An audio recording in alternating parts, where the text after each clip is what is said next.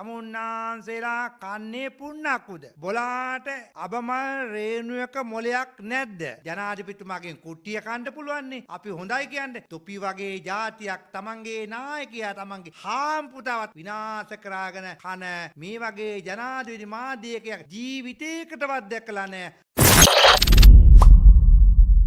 News 1. අපි දන්නවා ජනතාවත් දන්නවා මේ වෙන විට විනිසුරුවරුන්ගේ කාලේ දීර්ඝ කිරීම සම්බන්ධව ඊයේ පෙරේදා නීතිච්ඡ මහතුරු ගෙන්නලා අතිගරු ජනාධිපතිතුමාගේ සාකච්ඡාවක් තිබා ජනාධිපති ලේකම් කාර්යාලය. ජනාධිපති ලේකම් කාර්යාලයේ තිබුණු සාකච්ඡාවේදී නීතිච්ඡ මණ්ඩලයේ කරපු සාකච්ඡාව අතිගරු ජනාධිපතිතුමාගේ සාකච්ඡාව. නමුත් ජනාධිපති මාධ්‍ය අංශයේ ඉන්නේ තමුන්නාන්සේලා කන්නේ පුන්නක්කුද? බොලාට අබමල් රේණුවක මොලයක් නැද්ද? ජනාධිපතිතුමා කරපු කතාව විතරක් මාධ්‍යයෙන් යන්නට ඊළඟට රජීව් අමරසේකර නීතිච්ඡ මණ්ඩලයේ සභාපතිවරයා ඒ අය කතා කරපු ටික රටේ ජනතාවට ඉදිරිපත් නොකරෙයි. ජනාධිපතිතුමාගේ කතාව පුම්බලා තිබ්බයි. ජනාධිපතිතුමාගෙන් කුට්ටිය කන්න පුළුවන්නේ. අපි හොඳයි කියන්නේ. තොපි වගේ ජාතියක් තමන්ගේ නායකයා තමන්ගේ හාම්පුතාවත් විනාශ කරාගෙන කන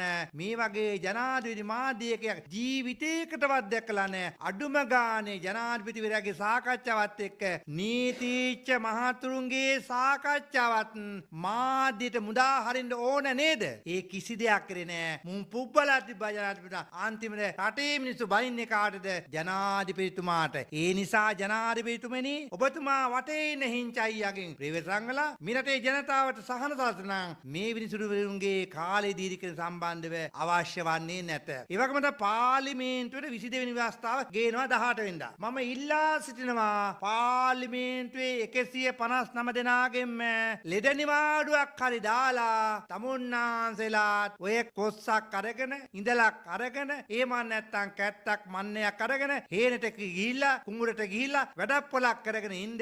ඒ මොකද හිතට එකකව පාර්ලිමේන්තුවට ඇවිල්ලා මේකට එකයි කියන්න එපා. මොකද ජනාධිපතිතුමා ඕගොල්ලන්ට නාවට තරහ වෙන්නේ නැහැ. මොකද විශේෂයෙන් පාර්ලිමේන්තුවේ 159ක් තියෙනවා කියලා උද්දච්ච වෙන්නත් එපා. දැන් උද්දච්චකමෙන් පිළලා තියෙන්නේ අපිට ඕන දෙයක් කරන්න පුළුවන් නෑ මහත්තයෝ. මතක තියාගන්න බලය ටික කාලයයි. බලය හැම කාලෙම නෑ. බලය ඉතින් මැරෙනකන් තියෙන්නේ නෑනේ. ඒ නිසා මතක තියාගන්න රටේ 22 වෙනි ව්‍යවස්ථාවට විද්වත් මණ්ඩලය ඒ වගේම ජාත්‍යන්තර මට්ටමේ විශාල වශයෙන් නීති විශාරදයෝ විරුද්ධ වෙමින් පවතින අවස්ථාවක මේ 22 වෙනි ව්‍යවස්ථාව ගෙනලා විනිසුරුවරුන්ගේ කාලේ දීර්ඝ කරන එක සම්බන්ධව මේකේ යටි අරමුණ මොකක්ද කියන එක පැහැදිලි කරලා ජනතාවට කියන්න